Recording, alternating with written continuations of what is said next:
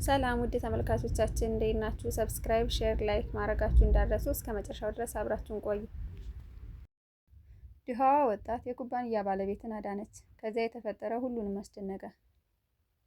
አንድ ሰው ሕይወትን ሊቀይር የሚችለው በአንድ ደቂቃ ብቻ ነው እንደሚባለው ይህ ታሪክ የተጀመረው በእንዲህ አይነት የአንድ ደቂቃ ክስተት ውስጥ ነበር።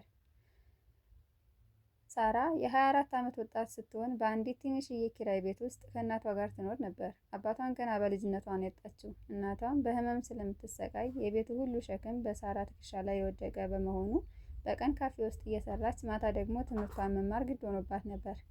ብዙዎች አንቺ አትችይም ይሏታል። እሷ ግን ፈገግ ብላ አንድ ቀን እችላለሁ በማለት ትመልስላቸውም ነበር። በአንድ ዝናባማ ምሽት ከስራዋ ወደ ቤት ስትመለስ በመንገድ ዳር የተገለበጠ መኪና አየች። ሰዎች ቆመው ይመለከቱ ነበር። ማንም ግን ለመርዳት አልቀረበም። ሰው አለ ውስጥ ብላ ጮኸች። ሳራም ሳትፈራ ወደ መኪናው ሮጠች። በውስጡ የነበረው በደም የተሸፈነ አንድ ሰው ነበር። በትንሽ ድምፅ እርዱኝ አለ። ሳራ ወዲያውኑ የአስቸኳይ እርዳታ ጠራች። እስኪደርሱም ድረስ ከጎኑ አልተነሳችም። ያ ሰው አቶ ዳንኤል የሚባል ብዙ ሰዎች የማያውቁት ነገር ግን የታላላቅ ኩባንያዎች ባለቤት ነበር። ከ3 ቀን በኋላ አቶ ዳንኤል ከኮማ እንደነቃ የመጀመሪያው ጥያቄ አንድ ብቻ ነበር። እሱም ሕይወቴን ያዳነችው ልጅ የት ናት አለ። ሰራተኞቹ በከተማ ሁሉ ፈለጓት። ነገር ግን ሳራ ወደ መደበኛ ሕይወቷ ተመልሳ ስራዋን እየሰራች ነበር። ከብዙ ፍለጋዎች በኋላ የሳራ አድራሻ ተገኘ። አንድ ቀን ጠዋት ተቀጥራ ወደምትሰራበት ካፌ አንድ ጥቁር የቅንጦት መኪና መጣ። እንደዚህ አይነት ነገር ለአካባቢው ብዙም የተለመደ ስላልሆነ ሁሉም ተደነቁ። ከመኪናው የወረደው ሰው በቀጥታ ወደ ሳራ ሄደ። ሳራ ማለት አንቺ ነሽ ሲል ይጠይቃታል። አዎ እኔ ነኝ ስትል ትመልስለታለች።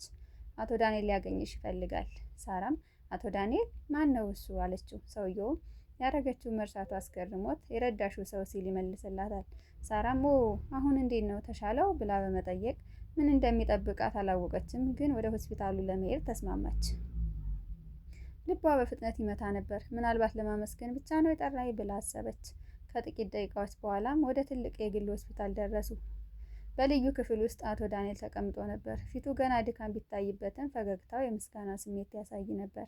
አንቺ ነሽ ሕይወቴን ያዳንሽው ሲል ይጠይቃታል። ሳራም የተለየ ነገር አላደረኩም፣ ማንም የሚያደርገውን ያደረኩት በማለት ሳራ በትህትና መለሰችለት። አቶ ዳንኤል ግን ራሱን እየነቀነቀ አይ ብዙ ሰዎች ቆመው ይመለከቱ ነበር፣ አንቺ ብቻ ነሽ ወደ እሳቱ የገባሽ፣ ያንን መቼም አልረሳውም አላት። ከዚያ በኋላ ይህን እባክሽ ተቀበይኝ በማለት የታሸገ ፖስታ አቀረበላት። ሳራም ተቀበላ ስትከፍተው ውስጡ ትልቅ የገንዘብ ቼክ ነበር። በድንጋጤ ዘጋችው። ይቅርታ ይህን መቀበል አልችልም አለችው። አቶ ዳንኤልም ለምን ሲል ጠየቃት። እኔ እርዳታ ያደረግኩት ለገንዘብ ብዬ አይደለም አለችው። አቶ ዳንኤልም ለጥቂት ጊዜ ዝም አለ። ከዚያ በፈገግታ እንዲህ አለ፣ ዛሬ እውነተኛ ሰው እንዳገኘው ተረዳሁ። በሚቀጥለው ቀን ሳራ እንደተለመደው ወደምትሰራበት ካፌ ሄደች። ነገር ግን የካፌው ባለቤት በቁጣ ጠበቃት። ትላንት ሳታስፈቅጂ ከስራ ወጥተሻል፣ ከዛሬ ጀምሮ እዚህ አሰሪም አላት። ሳራም በጣም አዘነች። እናቷ መድኃኒት ትፈልጋለች፣ የቤት ኪራይም ሊደርስ ነው።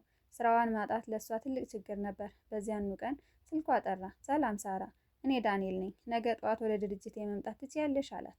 ሳራም ለምን ብላ ትጠይቀዋለች። አቶ ዳንኤልም ስራ ልሰጥሽ እፈልጋለሁ አላት። ሳራም ተገረመች። እኔ አንተ ድርጅት ውስጥ ስትል በመገረም ጠየቀችው። አቶ ዳንኤልም አዎ ዲግሪሽን ሳይሆን ታማኝነትሽን ነው የማየው በማለት ይመልስላታል።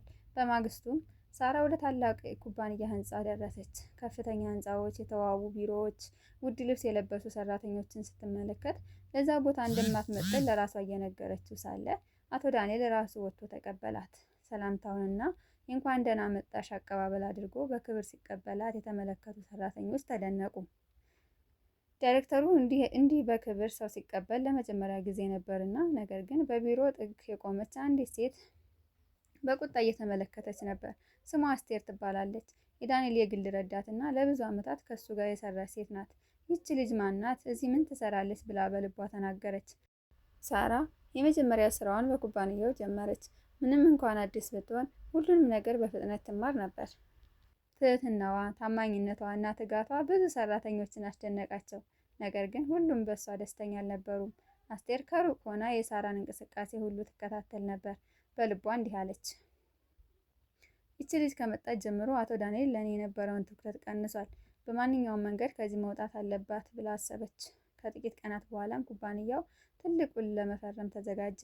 ይህ ውል ከተሳካ ኩባንያው ወደ ሌላ ደረጃ ያሳድገው ነበር። አስቴርም የውሉን ዋና ፋይል በድብቅ ወስዳ በሳራ ጠረጴዛ ውስጥ አስቀመጠች። በማግስቱ ጠዋት ፋይሉ ጠፋ። አቶ ዳንኤልም ማን ወሰደው ሲል በቁጣ ጠየቀ። አስቴርም በፍጥነት ምናልባት የአዲሷ ሰራተኛ ጠረጴዛ ብናይ አለች። ሁሉም ወደ ሳራ ቢሮ ሄዱ። ሳጥኗ ሲከፈት ፋይሉ እዚያ ውስጥ ተገኘ። ሳራ በድንጋጤ ፊቷ ቀላ። እኔ ምንም ማውቀው ነገር የለም አለች። ብዙ ሰራተኞች ማጉረምረም ጀመሩ።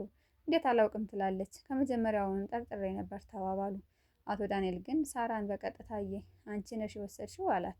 ሳራም እንባዋን እየተናነቃት መለሰችለት። እውነቱን እናገራለሁ፣ ይህ ፋይል ዛሬ እዚህ እንዳለ ለመጀመሪያ ጊዜ ነው ያየሁት አለች።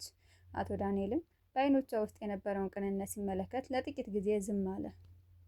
ከዛም ይህን ጉዳይ በካሜራን መርምር አለ። ይህን ስትሰማ የአስቴር ፊት ተቀየረ። የደህንነት ካሜራው ተከፈተ። ሁሉም በጸጥታ እየተመለከቱ ነበር። ከጥቂት ሰከንዶች በኋላ አስቴር በሌሊት ወደ ሳራ ቢሮ ገብታ ፋይሉን በጠረጴዛ ውስጥ ታስቀምጥ በግልጽ ታየች። ክፍሉ በሙሉ ዝም አለ። አቶ ዳንኤል በቁጣ ተነሳ። አስቴርን ይህን ለምን አደረግሽ በማለት በሚያስፈራ ድምፅ ይጠይቃታል። አስቴርን ፊታቸውን ማየት ስላልቻለች ወደ ታች አንገቷን ደፍታ ቅናት አሳውሮኝ ነው ስትል ለአቶ ዳንኤል ትመልስለታለች። አቶ ዳንኤልም ወዲያውኑ ከስራ አሰናበታት። ከዚያ በኋላ ወደ ሳራ ዞሮ ይቅርታ አንቺን ጠርጥሬ ነበር አላት። ሳራ በተረጋጋ መንፈስ ፈገግ በማለት ሁሌም ቢሆን እውነት ተደብቆ አይቀርም፣ አንድ ቀን ይወጣል ትለዋለች። አቶ ዳንኤልም በልቡ እየተመለከታት አንድ ነገር ተረዳ። የሳራ ቦታ በኩባንያው ብቻ ሳይሆን በልቡም እየጨመረ ነበር። ነገር ግን ሁለቱም የማያውቁት አንድ ትልቅ ሚስጥር አለ።